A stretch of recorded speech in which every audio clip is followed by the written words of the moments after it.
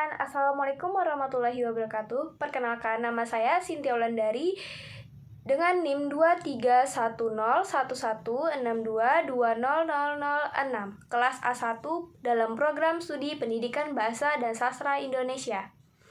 Saya ingin menjabarkan mengenai tataran linguistik seperti fonologi, morfologi, sintaksis, wacana, semantik, dan pragmatik. Pertama-tama, saya akan menjelaskan apa sih itu fonologi. Fonologi adalah bidang linguistik yang mempelajari fungsi bunyi untuk membedakan atau mengidentifikasi kata. Fonologi dibedakan menjadi dua, yaitu fonemik dan fonetik. Fonemik yaitu bunyi yang membedakan makna kata baik vokal maupun konsonan. Contohnya pada kata paru dan baru. Hanya beda satu huruf sudah bisa membedakan maknanya. Yang kedua ada fonetik.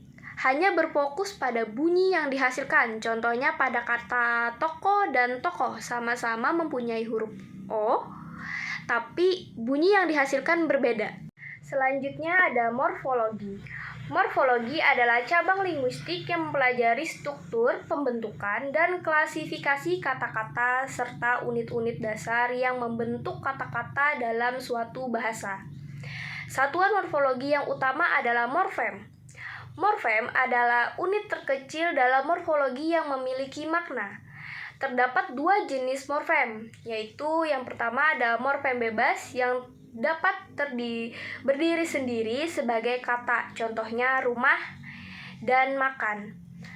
Dan morfem terikat yang harus tergabung dengan morfem lain untuk membentuk kata, contohnya awalan ber dalam kata berlari. Selanjutnya ada sintaksis.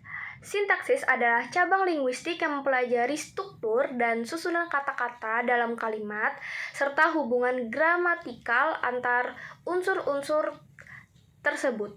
Ini mencakup aturan-aturan yang mengatur bagaimana kata-kata dapat disusun untuk membentuk kalimat yang gramatikal dan bermakna dalam suatu bahasa. Struktur sintaksis terdiri dari 3, yaitu fungsi, kategori, dan peran. Contohnya pada kalimat sederhana yaitu Cynthia membaca novel. Pada kata Cynthia mengacu pada fungsi subjek, kategori kata kerja atau verba, dan termasuk peran pelaku. Pada kata membaca mengacu pada fungsi predikat, kategori kata benda atau nomina, dan termasuk dalam peran aktivitas. Pada kata novel mengacu pada fungsi objek, kategori kata benda atau verba, dan termasuk dalam peran sasaran. Selanjutnya ada wacana.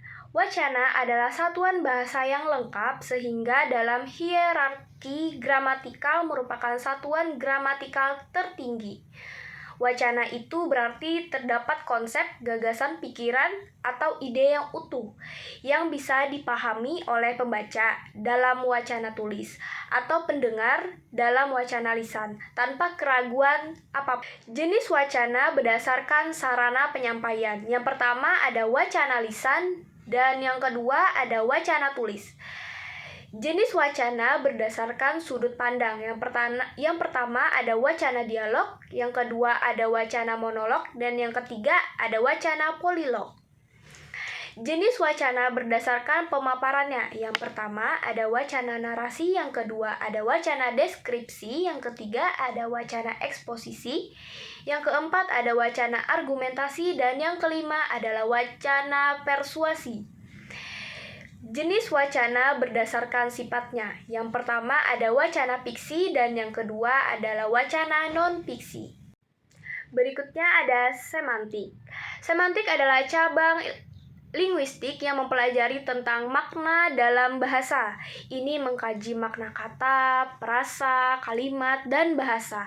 Secara keseluruhan, semantik berkaitan dengan pemahaman bagaimana penutur bahasa menghasilkan makna menggunakan struktur linguistik dan bagaimana pendengar dan pembaca memahami dan menafsirkan makna tersebut dalam konteks. Saya mengambil 3 makna, yaitu yang pertama makna leksikal. adalah makna yang dimiliki atau ada pada laksa meski tanpa konteks apapun. Contohnya yaitu kata kucing, suatu kata yang memiliki arti sebenarnya tanpa perlu ada imbuhan apapun. Kata tersebut sudah bisa dipahami secara langsung. Yang kedua ada makna gramatikal, adalah makna yang baru ada kalau terjadi proses gramatikal seperti afiksasi, reduplikasi, komposisi, atau kalimatisasi.